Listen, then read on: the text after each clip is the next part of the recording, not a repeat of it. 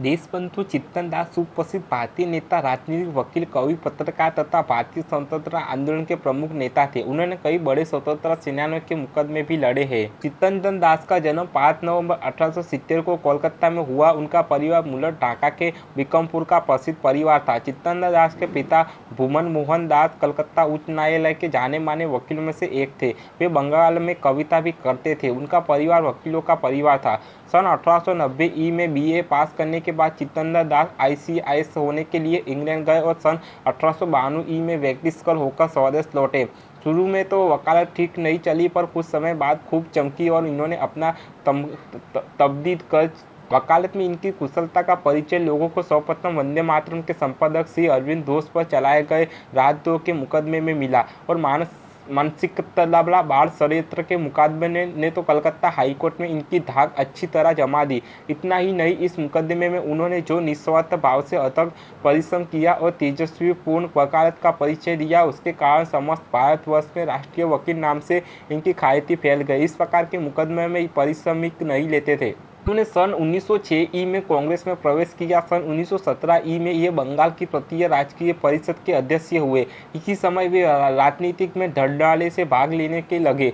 सन 1917 ई के कलकत्ता कांग्रेस के अध्यक्ष पद श्रीमती एनी बेसेंट को दिलाने के इनका प्रमुख हाथ था। इनकी उग्र नीति सहन न होने के कारण इसी साल श्री सुरेंद्रनाथ बानर्जी तथा उनके दल के अन्य लोग कांग्रेस छोड़कर चले गए और उन्हें अलग से प्रगति परिषद की स्थापना की। सन 1918 ई में की कांग्रेस ने श्रीमती एनी बेसेंट के विरोध के बावजूद पतिया स्थानीय शासक का प्रस्ताव इन्हें मंजूर कर लिया और रोलैंड कानून का जमकर विरोध किया। पंजाब कांड की जांच के लिए नियुक्त की गई कमेटी में भी इन्होंने उल्लेखनीय कार्य किया। इन्होंने महात्मा गांधी के सत्याग्रह समर्थन किया, लेकिन कलकत्ता में हुए कांग्रेस के विशेष अधिवेशन में इन्होंने उनके असहयोग के प्रस्ताव का विरोध किया। नागपुर अधिवेशन में इन्होंने उनके असहयोग के प्रस्ताव का विरोध किया। नागपुर अधिवेशन में ये 250 प्रतिनिधियों का एक दल इस प्रस्ताव का विरोध करने के लिए ले गए थे, लेकिन अंत में इन्होंने स्वयं ही उक्त प्रस्ताव सभा के सम्मुख उपस्थित किया। कांग्रेस के निर्णय के अनुसार इन्होंने वकालत छोड़ दी और अपनी सारी संपत्ति मेडिकल कॉलेज तथा स्त्रियों के अस्पताल को दे डाली। इनके इस महान त्याग को देखकर जनता इन्हें देशबंधु कहने लगी। असहयोग आंदोलन में जिन विद्यार्थियों ने स्कूल कॉलेज छोड़ दिए थे, उनके लिए इन्होंने ढाका में राष्ट्रीय विद्यालय की स्थापना की। आसम के चाय बागानों के मजदूरों की दुस्थिति ने भी कुछ समय तक इनका ध्यान आकर्षित रखा था। सन 1921 में कांग्रेस ने असहयोग आंदोलन के लिए 10 लाख स्वयंसेवक मांगे थे। उसकी पूर्ति के लिए इन्होंने प्रयत्न किया और खादी विक्रम आदि कांग्रेस के कार्यक्रम को समाप्त करना आरंभ कर दिया। आंदोलन की मजबूती होते देखकर ब्रिटिश सरकार ने इसे अवैध कर दिया। ये सप्तनी पकड़े गए और दोनों को 6-6 महीने की सजा हुई। सन 1921 में अहमदाबाद कांग्रेस के ये अध्यक्ष चुने गए, लेकिन ये उस समय जेल में थे अथवा इनके प्रतिनिधि के रूप में हकीम अजमल खां ने अध्यक्ष का कार्यभार संभाला। इनका अध्यक्षीय भाषण श्रीमती सरोजिनी नायडू के पढ़कर सुनाया था। ये जब छूटकर आए उस समय आंदोलन ने लगभग समाप्त हो चुका था। बाहर से आंदोलन करने के बजाय इन्होंने काउंसिलों में घुसकर भीतर से अड़ग लगाने की नीति की घोषणा की।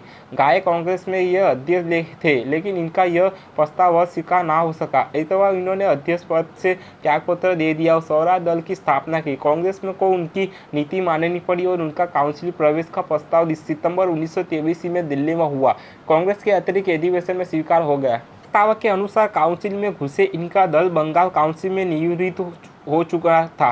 इन्होंने मंत्रिमंडल बनाना अस्वीकार कर दिया और मंत्रियों के वेतनों को मान्यता देना नामंजूर कर मार्टफोर्ड सुधारों की दुर्गति कर डाली। सन 1924-25 में इन्होंने कलकत्ता नगर महापालिका में अपना पक्ष के काफी लोग घुसाए और स्वयं मेयर हुए।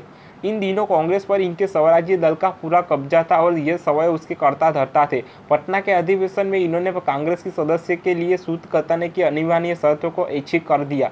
लगभग इसी समय गोपीनाथ साहा नामक एक बंगाली व्यक्ति ने एक अंग्रेज की हत्या की और सरकार तथा इनके दल में झगड़ा शुरू किया।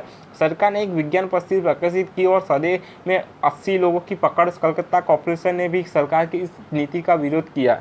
सन 1924 में बंगाल की पतिया परिषद ने गोपीनाथ साहा के त्याग की प्रशंसा की तथा अभिनंदन का प्रस्ताव स्वीकार किया और इन्हें उसे मान्यता दी, लेकिन इनकी इस नीति का भारत में तथा इंग्लैंड में गलत अर्थ लगाया गया। सन 1925 में उपयुक्त सरकार विज्ञप्ति की मुख्य धाराएं Bengal criminal law amendment bill में सम्मिलित की गई। स्वराज्य दल ने बिल अस्वीकार कर दिया, किंतु सरकार ने अपने विशेष अधिकार को कानून पास कर लिया। इन्होंने राजनीतिक शास्त्र के रूप में हिंसा का प्रयोग करने की कटु आलोचना की और इस संबंध में 2 पत्रक प्रकाशित किए। साथ ही इसी प्रकार का एक पत्रक इन्होंने सरकार के पास भी भेजा। सरकार ने इसे सहयोग की और पहला कदम समझा। इस दृष्टि से दोनों पक्षों में कुछ वार्ता शुरू होने की संभावना समझी जा रही थी। 6 जून 1925 को इनका देहावसान हो गया। चित्तरंजन दास के व्यक्तित्व में कई पहलू थे। वे उच्च कोटि के राजनीतिक तथा नेता तो थे ही, वे बंगला के भाषा के अच्छे कवि तथा पत्रकार भी थे।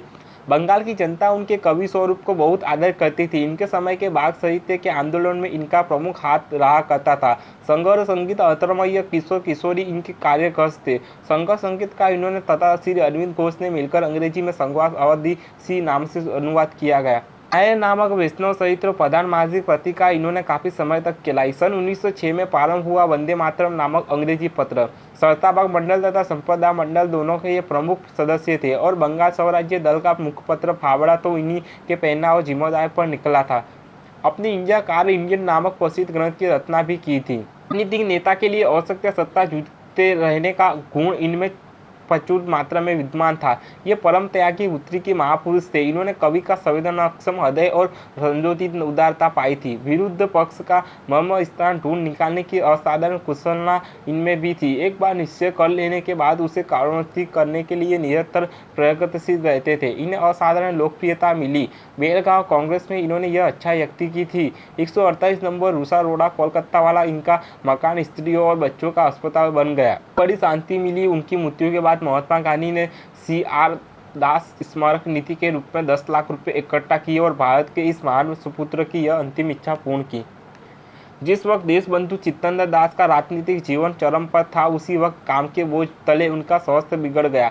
मई 1925 में वो स्वास्थ्य लाभ लेने के लिए दार्जिलिंग चले गए, लेकिन उनका स्वास्थ्य बिगड़ता ही चला गया।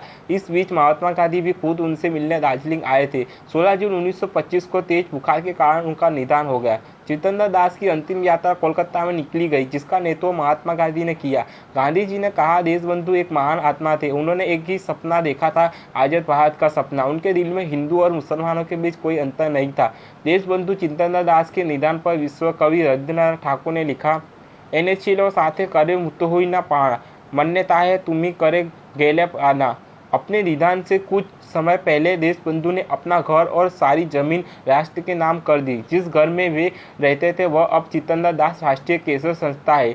वही दार्जिलिंग वाला उनका निवास अब मातृ एवं शिशु संरक्षण केंद्र के रूप में राज्य सरकार द्वारा चलाया जा रहा है।